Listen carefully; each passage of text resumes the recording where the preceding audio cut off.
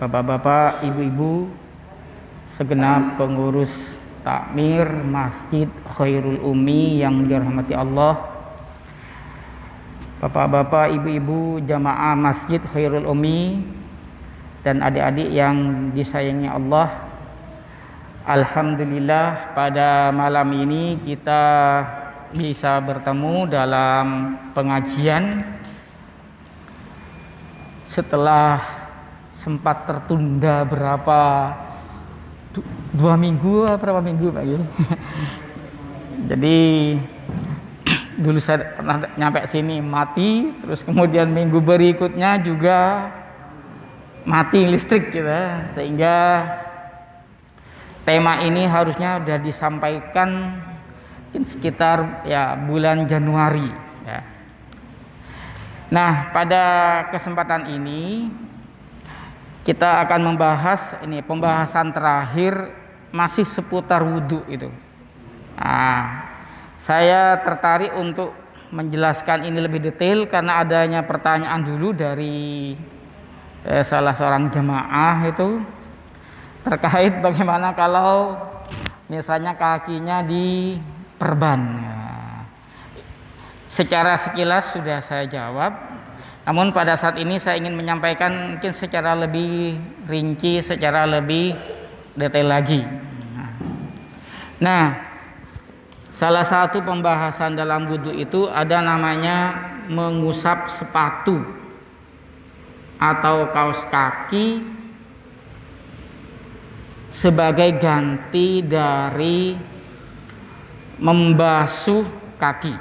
Nah, jadi bagi orang yang bersepatu itu boleh kakinya itu tidak dibasuh, tapi hanya sepatunya yang diusap dengan syarat-syarat berikut ini.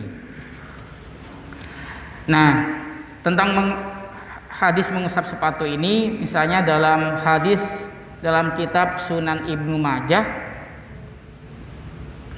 an Ibrahim an Hammam inil Haris, dari Ibrahim dari Hammam bin Haris, qala berkata, Hammam bin Haris berkata, bala Harir bin Abdillah, Harir bin Abdillah kencing atau pipis ya.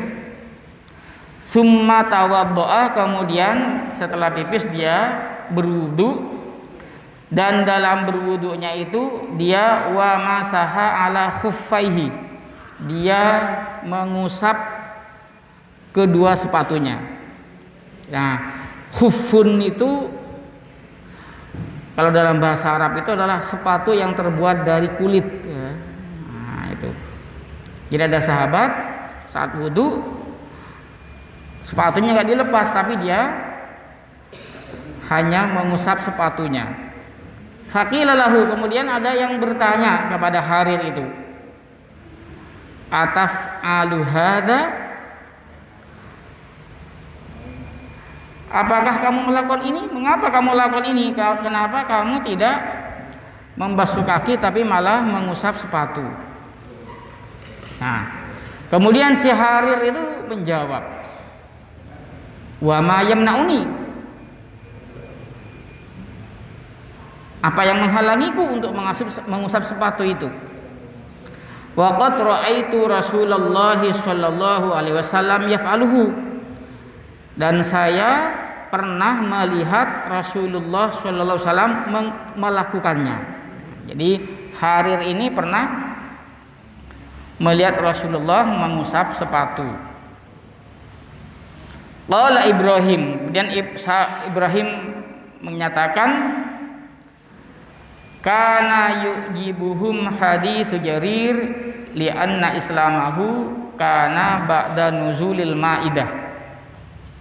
Jadi para sahabat itu heran dengan apa yang dilakukan Jarir, karena Jarir ini baru masuk Islam setelah turunnya ayat dalam surat Al-Maidah, yaitu ayat tentang wudu. Nah, padahal dalam wudu itu perintah pembasuhan yang terakhir itu adalah membasuh kakinya. Harir yang baru masuk Islam setelah turunnya ayat itu malah tidak membasuh kaki tapi mengusap sepatu. Tapi kata Harir, ya itu dia lakukan karena dia pernah melihat Rasulullah wudu tanpa membasuh kaki tapi hanya mengusap sepatu. Ya, Bapak Ibu, jadi kalau di Arab Mekah Madinah itu di sana kan mengalami 4 musim ya. Musim panas, musim dingin, musim gugur, musim semi. Nah, pada saat musim dingin itu kan mungkin ya kaki dingin. Nah, makanya sahabat biasa memakai sepatu dan tidak dilepas, bahkan pipis pun di sini tidak dilepas, tetap dengan sepatunya. Nah, dalam hal ini dibolehkan tidak membasuh kaki tapi mengusap sepatu. Kemudian di dalam hadis yang lain dalam kitab Sunan Abu Daud, Anil Mughirah bin Syu'bah, dari sahabat Mughirah bin Syu'bah, anna Rasulullah sallallahu alaihi wasallam tawaddoa, berwudu, wa masaha alal jawrabaini wan na'laini, dan dia mengusap di atas 2 kaos kaki dan sandalnya.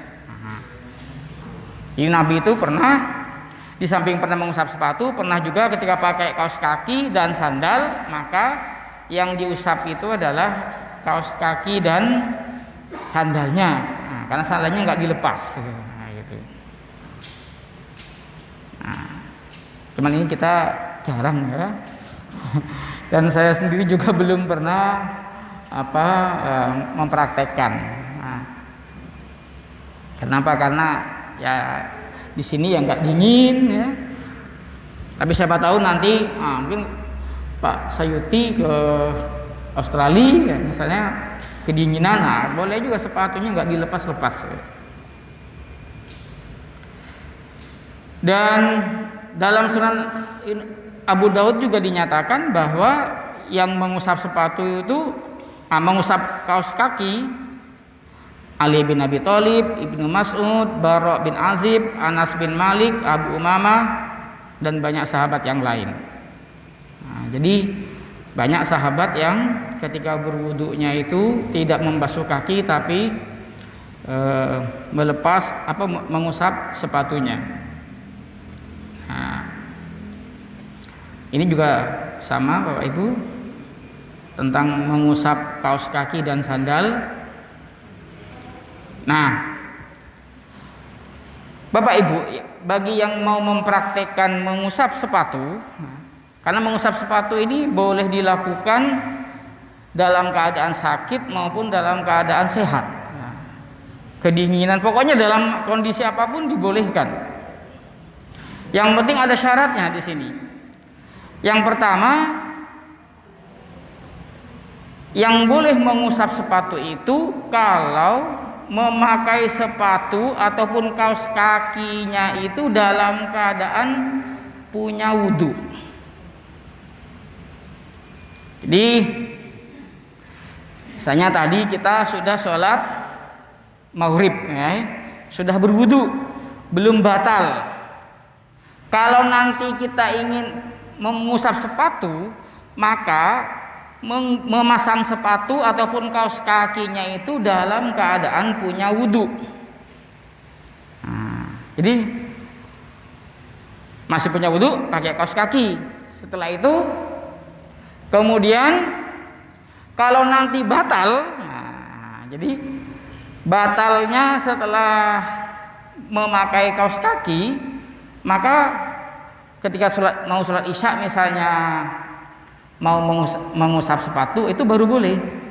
Jadi syaratnya memakai sepatu atau kaos kakinya itu ketika sedang punya wudhu dulu.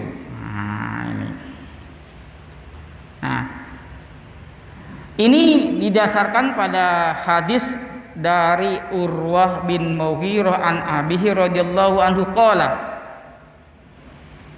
Kata sahabat Urwah, kuntu ma'an Nabi sallallahu alaihi wasallam dzata lailatin fi safarin. Jadi pada suatu malam dalam suatu perjalanan saya bersama dengan Nabi. Nah, faqala ama'aka ma'un. Dalam perjalanan itu Nabi tanya pada Urwah, apa kamu membawa air? Qultu na'am, ya Nabi, ya saya bawa air. Yuk, perjalanan karena punya air, mungkin air cukup, ya Nabi tidak lantas tayamum. Kenapa? Karena sahabat itu ada yang bawa banyak air. Fanazala an rohilatihi. Jadi Nabi kemudian turun dari kendaraannya. Ya kendaraannya bukan Mercy ya kuda atau onta. Jadi karena Urwah ini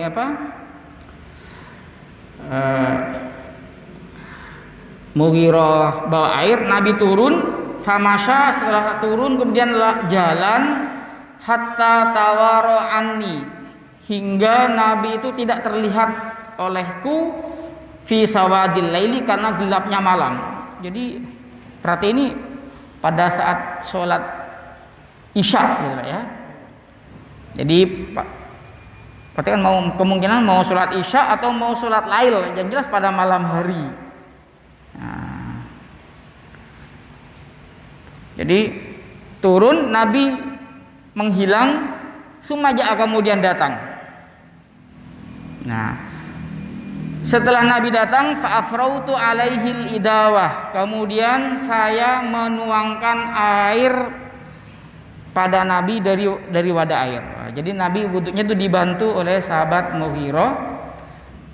Kemudian faghasala wajhahu wa yadayhi, kemudian Nabi membasuh wajahnya dan kedua tangannya.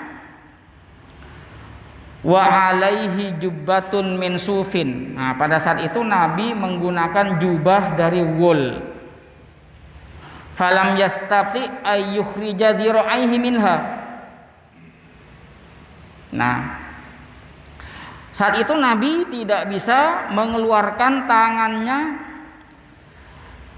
dari baju woolnya itu, hatta akhrajahuma min asfalil jubbati, sehingga saya membantu mengeluarkan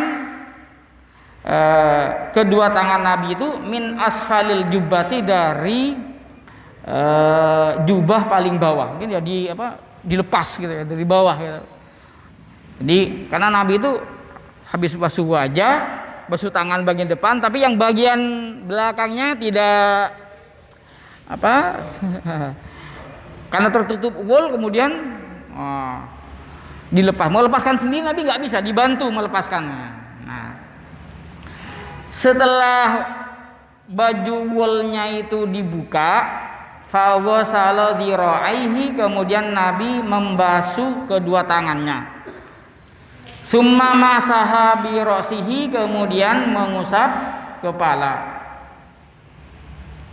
Nah, setelah mengusap kepalanya itu, summa ahwaitu li anzi'a khufaihi, kata Mughirah, kemudian saya berjongkok bermaksud untuk melepaskan kedua sepatu Nabi itu. Nah, jadi ketika tiba untuk membasuh kaki, si Mughirah ini bermaksud membantu Nabi melepaskan sepatunya. Tapi kata Nabi, faqala da'huma, biarkan, artinya enggak usah dilepas kedua sepatu itu, fa inni adkhaltuhuma ala atahirataini, karena saya memasukkan kedua sepatu itu dalam kondisi suci. Famasaha alaihima, kemudian Nabi mengusap kedua sepatu.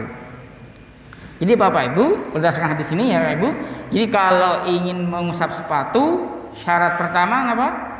Sepatu itu dipasang ketika dalam keadaan suci, artinya dalam keadaan masih punya wudu. Kalau masang sepatunya itu dalam kondisi batal, maka tidak boleh mengusap sepatu, harus basuh kaki. Nah, itu.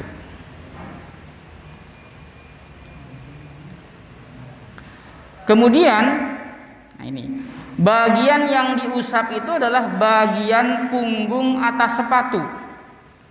Nah, jadi bukan bagian yang bawah. Kata Ali bin Abi Thalib. Nah ini, qala an Ali qala, "Lau kana ad-dinu bir-ra'yi", seandainya agama itu berdasarkan akal fikiran, lakana asfalul khuffi aula bil mashi min a'lahu. Tentunya bagian bawah sepatu itu lebih utama untuk diusap daripada bagian atasnya. Nah, ini. Jadi kata Ali, seandainya agama itu berdasarkan akal fikiran, tentunya mengusap bagian bawah itu lebih utama daripada bagian atas. Kenapa? Karena yang kotor itu kan bagian bawah, tapi yang diusap malah bagian atas.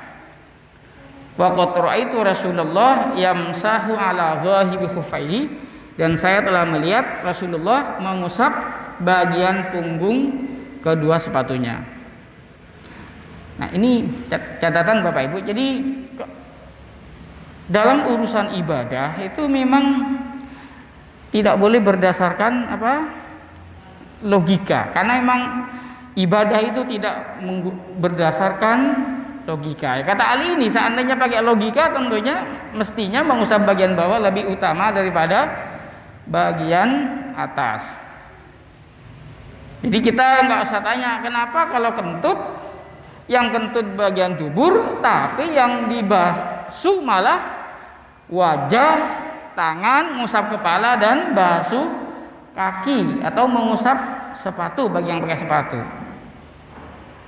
Kok bukan bagian dubur? Nah, itu memang di luar nalar manusia. Jadi kalau urusan ibadah itu tidak berdasarkan akal fikiran.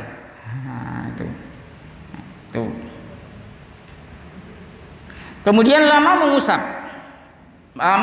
sepatu atau kaos kaki. Lama mengusap sepatu itu, jadi karena Rasulullah ya'muruna an namsaha 'alal khuffaini yauman wa lailahu walil musafiri salasan. Jadi Nabi di sini memerintahkan kita untuk mengusap kedua sepatu itu sehari semalam bagi yang sedang mukim, dan bagi musafir itu 3 hari 3 malam.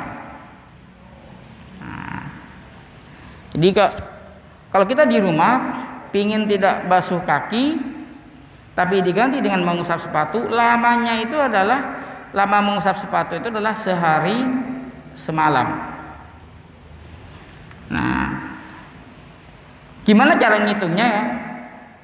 Ngitungnya itu adalah sejak mengusapnya.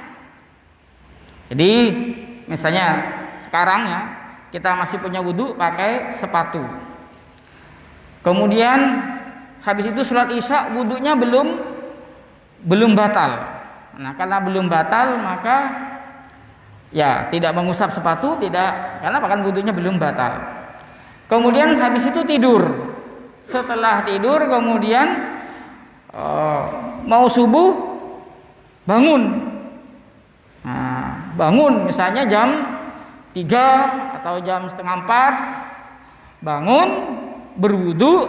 Nah, cara berwudunya itulah dengan cara mengusap sepatu karena sepatunya tidak dilepas.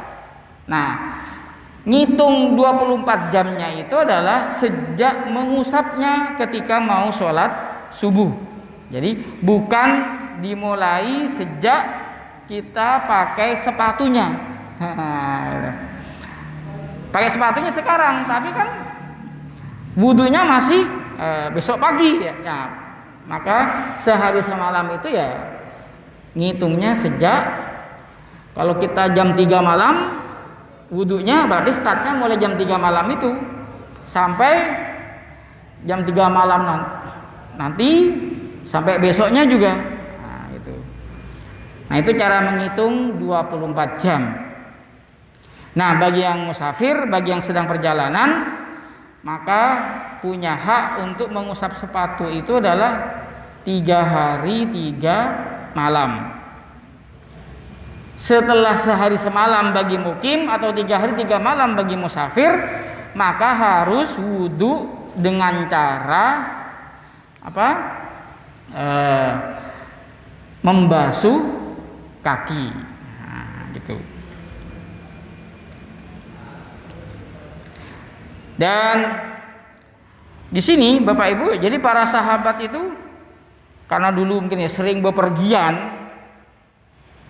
Kalau bepergian itu ya menempuh padang pasir, pasir.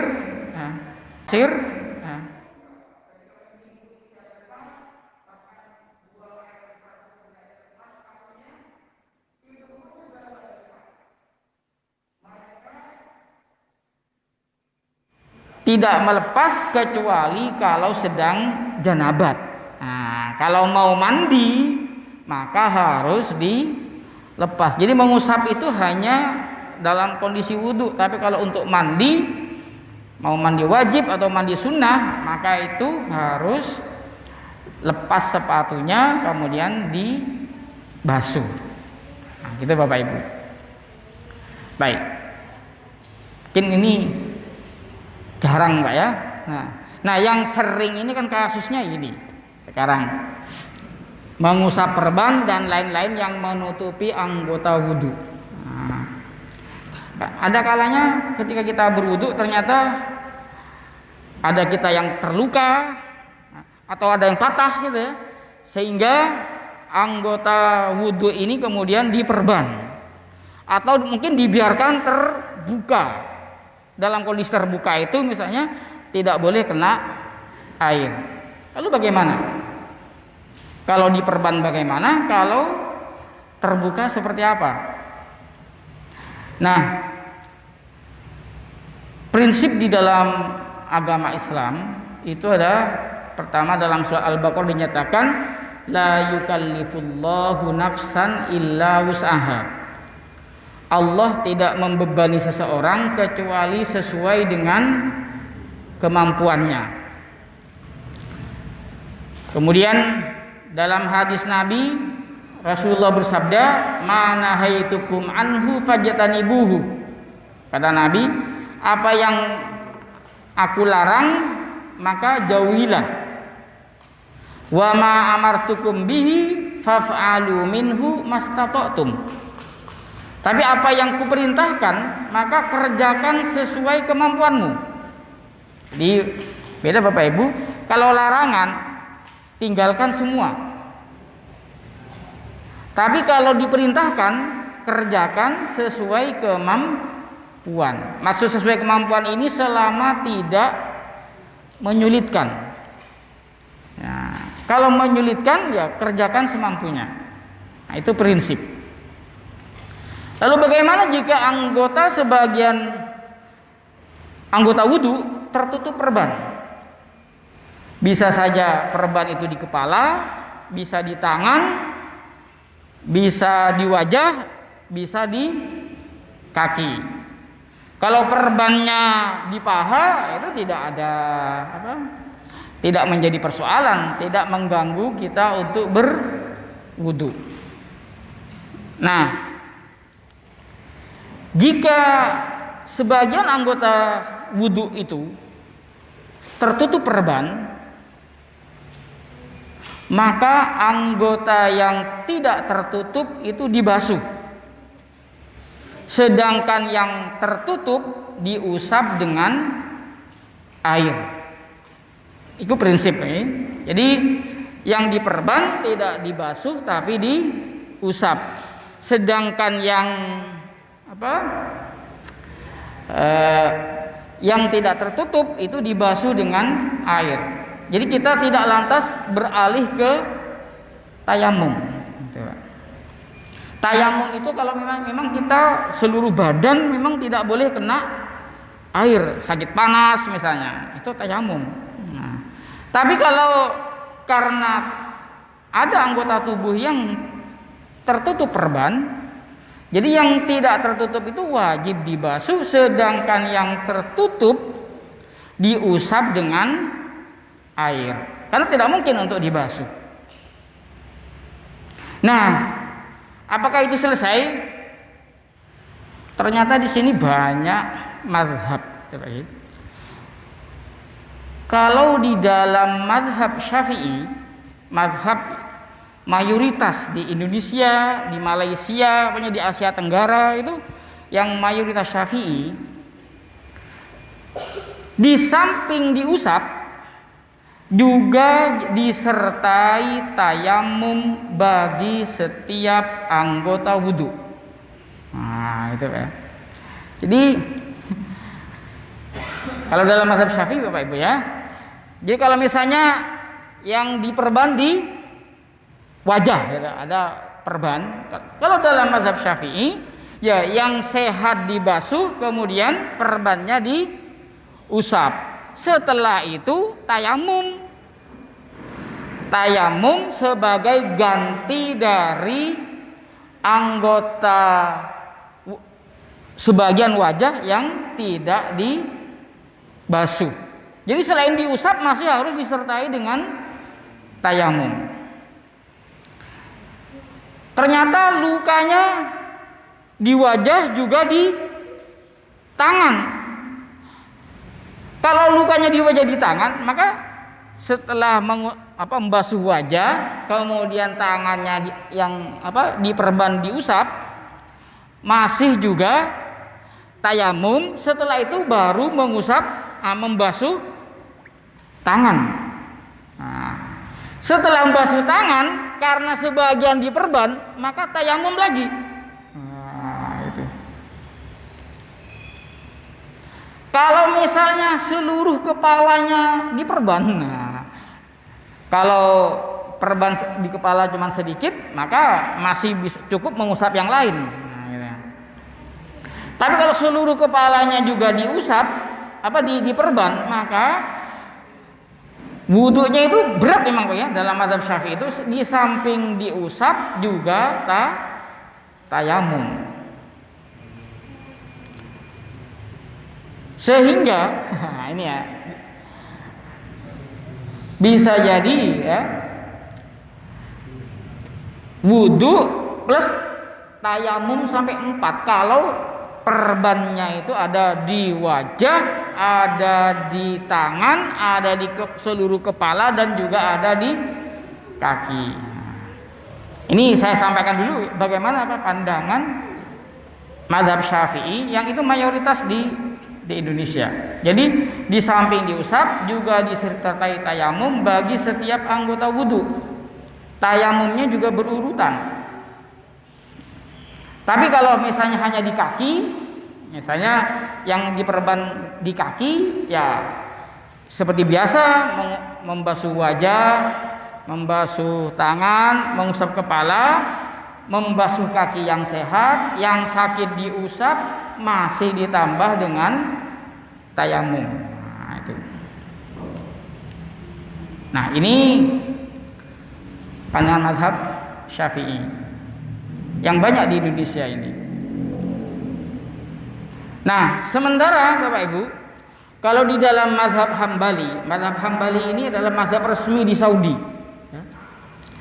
Nah, tayamum itu wajib disertakan jika perban penutup itu melebihi yang dibutuhkan. Nah, jadi misalnya perbannya itu sebatas kebutuhan, kalau kata dalam mazhab Hambali tidak wajib tayamum.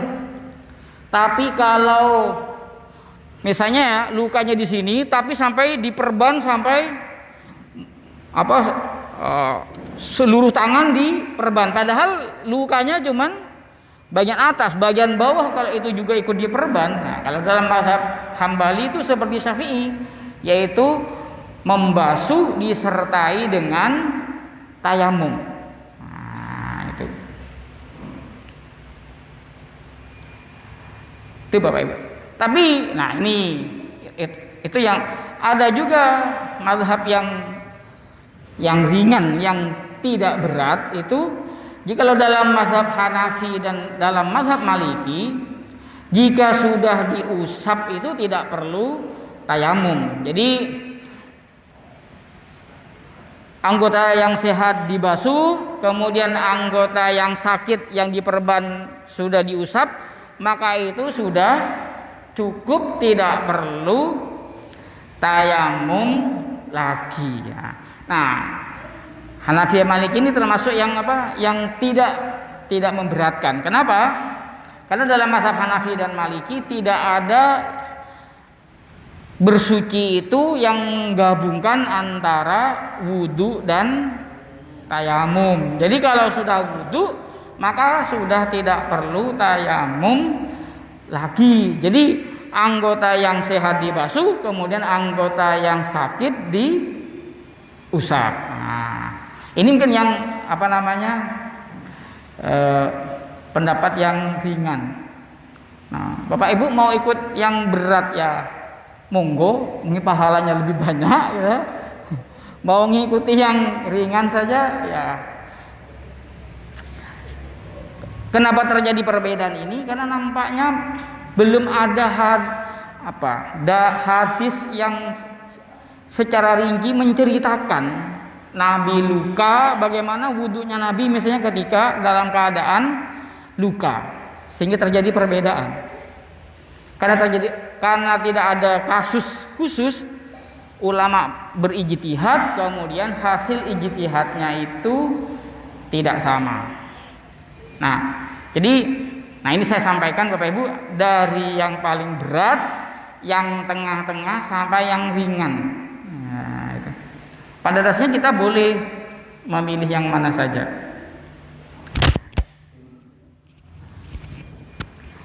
Itu tadi Bapak Ibu kalau lukanya itu adalah luka tertutup oleh perban.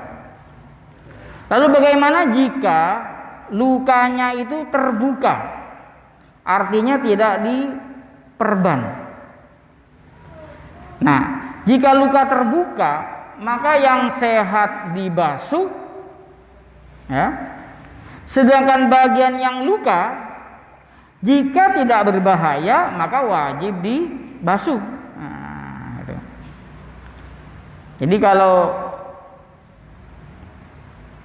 luka sih luka, tapi kena air misalnya tidak apa-apa, ya nggak apa-apa ya, wajib dibasuh semua.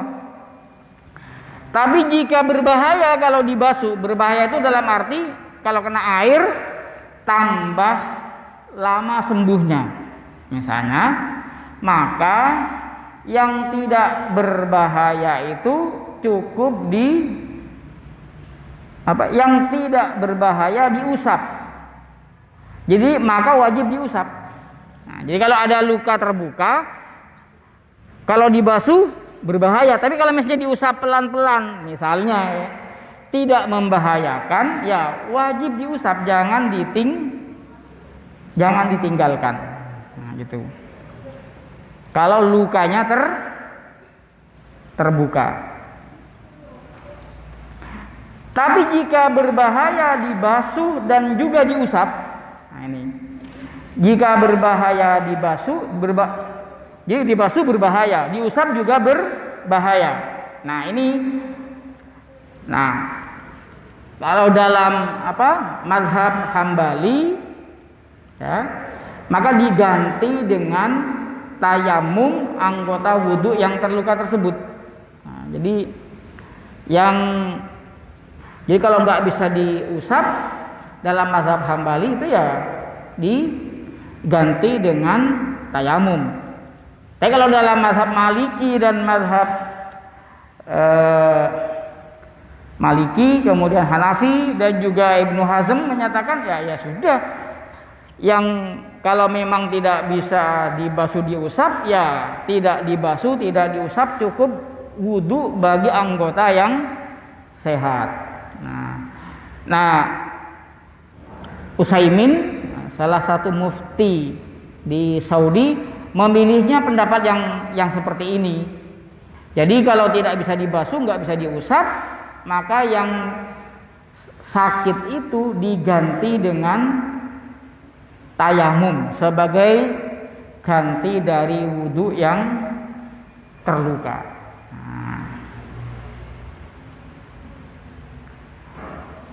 Nah, Bapak Ibu, batasan mengusap perban itu tidak seperti mengusap sepatu. Kalau mengusap sepatu ada batasannya 1 hari semalam kalau mukim, 3 hari 3 malam kalau bepergian. Tapi kalau karena sakit, karena diperban, maka mengusap perban itu hingga sembuh.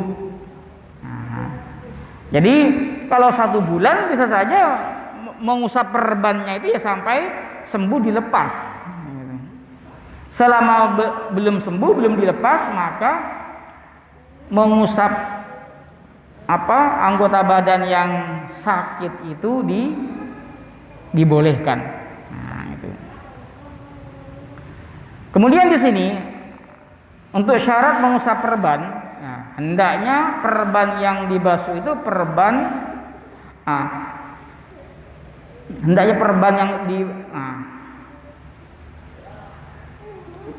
perban yang diusap ya adalah perban dari luka. Ini bukan diusap. Jadi perban yang diusap itu adalah perban dari luka yang apabila terkena air maka luka itu membahayakan atau dikhawatirkan akan berakibat buruk apabila perban itu dibuka. Jadi penggunaan perban itu memang betul-betul karena kebutuhan darurat. Kalau tidak dalam kondisi darurat, ya kadang mungkin hanya ada anggota badan cuma dililiti, ya, dililiti kain. Kadang-kadang ada olahragawan itu yang dililiti misalnya tidak dilepas-lepas, maka kalau wudhu harus dilepas kalau bukan karena sakit. Kemudian perban itu berasal dari bahan yang suci dan bukan barang yang haram. Nah, itu jelas. Hendaknya balutan perban itu tidak melewati bagian yang perlu. Tadi sudah saya sampaikan. Jadi kalau bagian yang diperban itu ya hanya bagian yang luka dan sebagi pinggirnya sekedar untuk menempelkan lemnya itu. Jadi kalau sampai perbannya itu melebihi yang dibutuhkan, maka ya di samping perban juga harus disertai dengan tayamum. Nah, kemudian Bapak Ibu, nah ini juga sebenarnya ada juga nih tentang mengusap perban. Kalau di dalam mazhab Syafi'i dan mazhab Hambali, syarat untuk mengusap perban yang dibolehkan itu menggunakan perbannya itu dalam keadaan suci dari wudhu. Nah, tapi kalau dalam mazhab Maliki dan Hanafi, ya mengusap perban tidak ada syarat untuk suci dari wudhu. Alasannya apa? Karena luka itu kan datanya kadang tiba-tiba. Berbeda dengan orang mau menggunakan sepatu. Memang sudah diniati menggunakan sepatu dalam kondisi sehat. Tapi kalau orang menggunakan perban kadang tiba-tiba kecelakaan di perban. Nah, gitu. Jadi begitu Bapak Ibu, pembahasan tentang mengusap perban di sini. Jadi kalau saya pribadi lebih memilih kalau syarat pemasangan perban itu tidak harus dalam kondisi suci dari wudhu. Tidak sama dengan memasang sepatu. Dan menurut saya itu yang lebih kuat dan tidak memberatkan. Kalau syaratnya harus wudhu terlebih dahulu, sudah luka, tentunya membahayakan. Nah, begitulah Bapak Ibu yang dirahmati Allah. Mudah-mudahan apa yang sampaikan jelas, tapi kalau ada yang belum jelas bisa ditanyakan. Mungkin monggo Bapak. Waalaikumsalam warahmatullahi wabarakatuh.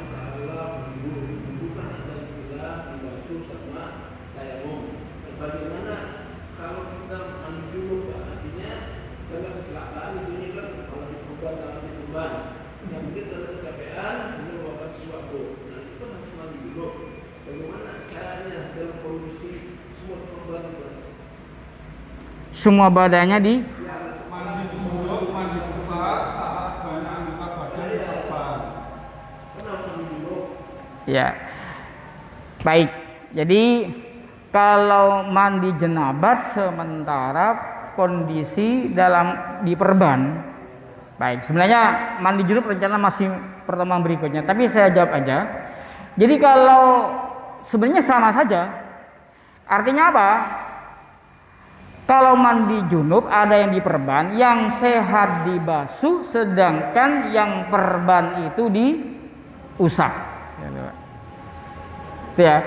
Jadi yang sehat dibasuh, yang diperban diusap.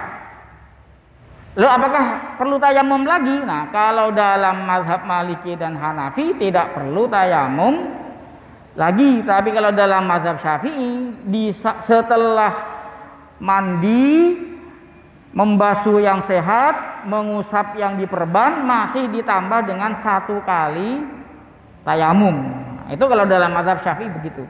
Tapi kalau dalam mazhab Maliki dan mazhab Hanafi itu tidak ada 2 toharoh dalam 1 ibadah.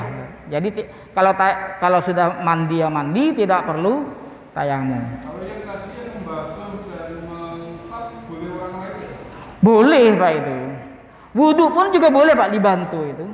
Bantu orang lain? Dibantu orang lain boleh. Jadi dibantu orang lain boleh, dibantu robot juga boleh.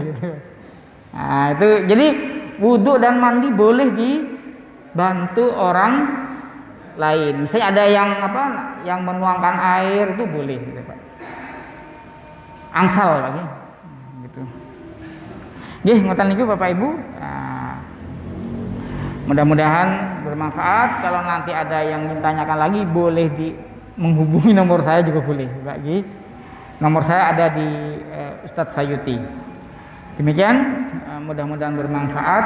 Kurang lebihnya mohon maaf. Akhirul kalam, wassalamualaikum warahmatullahi wabarakatuh.